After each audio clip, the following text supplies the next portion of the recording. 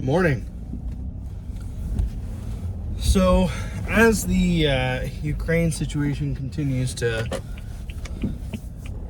progress, it got me thinking somewhat about the idea of preparedness, and I think that's an interesting topic to kind of think about. I think humans have a tendency to enjoy, I guess, thinking about like worst case scenarios, disasters, that sort of thing. I think that's why like disaster movies or horror movies tend to be so popular. There's something in our brains that says like I need to process the possibility of some kind of worst case scenario occurring and how I'm going to deal with that. And I think that's a survival mechanism. So it kind of itches a scratch that a lot of us have. And it manifests in different ways. I mean, my wife and I were talking about this the other day, and how like the kind of mother instinct and the things she worries about are qualitatively somewhat different from the sorts of things that I think about, which isn't to say that men and women don't worry about the same things, but I think maybe there's a nurturing tendency and a provider tendency, male to female, that's generally common. Although again, it's a generalization, right? I'm not saying it applies across the board to everybody. Everybody's a little different, and especially when you get into the extremes. I mean, you've got some like kind of extreme prepper females out there who are all, I mean, about, you know, kind of the survivalist mentality and off-grid living, that sort of thing. I mean, you can get really kind of into the weeds with that stuff, which is interesting, but most people don't have the time or the inclination to do that. But yeah, generally speaking, as it refers to, again, Ukraine, right? Right up until the day of the invasion, there was a lot of kind of doubt about whether or not Putin was going to actually pull the trigger and go forward with this, right? I mean, the U.S. government had been saying, banging the drum, like, hey, invasion imminent, but like, I don't know, it didn't seem real, right? And there was a lot of people who was like, this is just, kind of the Western war machine trying to, instigate something for profit. And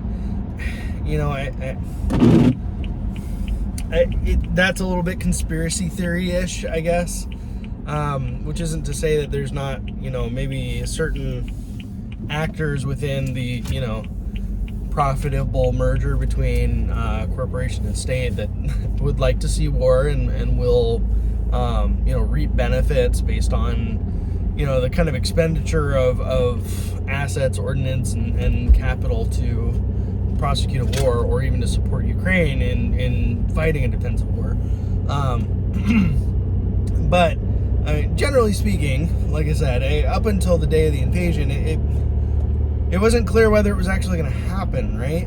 And even within Ukraine, it seemed like they were, at least the kind of public-facing side of the government was trying to reassure people, and it right up until it happened, it wasn't clear it was going to happen, right? And I think that's a good lesson for people generally, right? And they talk about, optimism bias or normalcy bias, right? Especially, me being 35, so, basically my conscious life began somewhere in the very late 80s, early 90s, when the bombs started going off and videos started coming in from this invasion, and I saw a video of, streams of anti-aircraft fire flying into the air, a little clip like that, and it was jarring because like some of the earliest memories I have are right around the first Gulf War, and seeing kind of the mainstream media, the real grainy kind of night vision images of just all the anti-aircraft fire over Baghdad as the U.S. Invasion began. And it was just really weird, because 30 years ago, I mean, the Soviet Union just collapsed, and we were kind of entering this, era of peace and prosperity and geopolitical stability, and even during the Cold War, I mean, especially the late period of the Cold War, I mean, yes, people were still worried about the, constant threat of nuclear annihilation, but otherwise, I mean, things have been relatively stable, at least as far as North America, Europe go, for a long time. And so to have, like, a significant conflict happening in continental Europe now, I mean, it's jarring, right? And so people won't expect things to go wrong.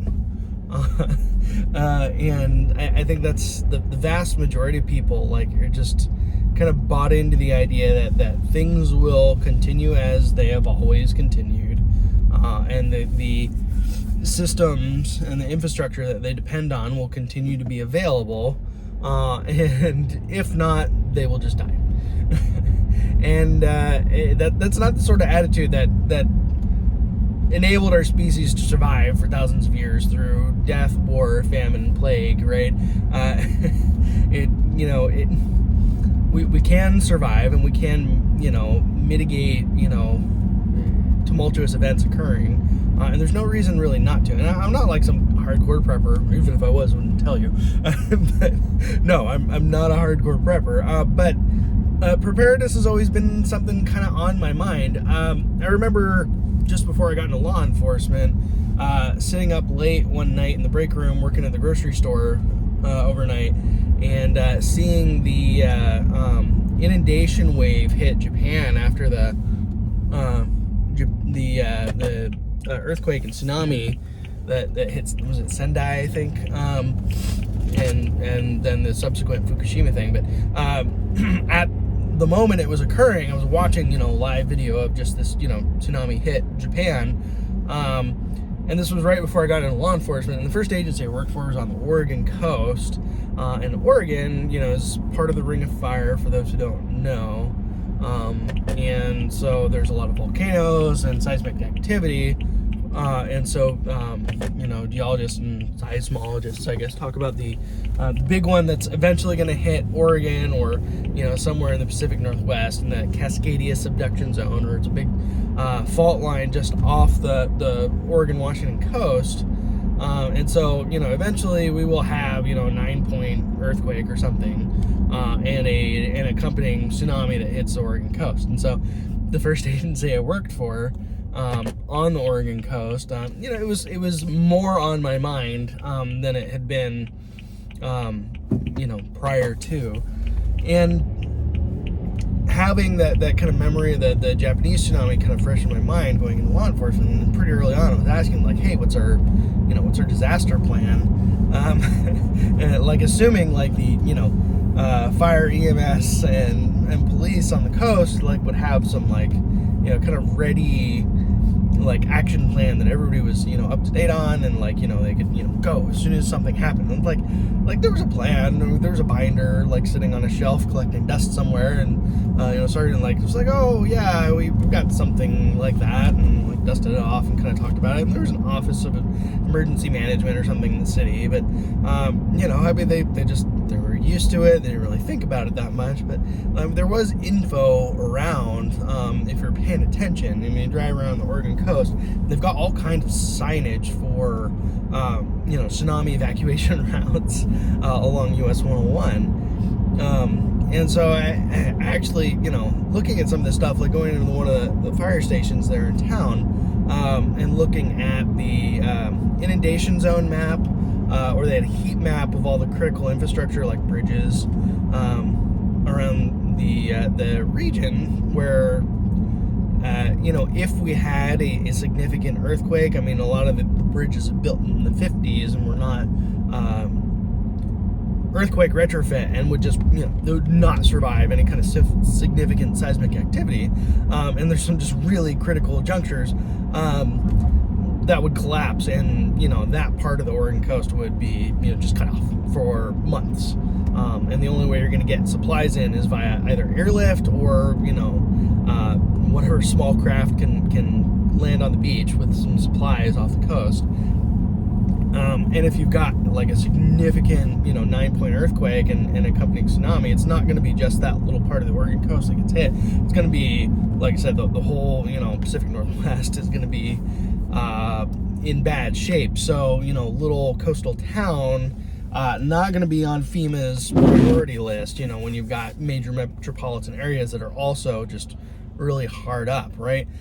So I started, thinking about, well, how would I deal with that if we're going to have a, multi-month disruption in, transport and, infrastructure? Like, how am I going to get water? How am I going to get food?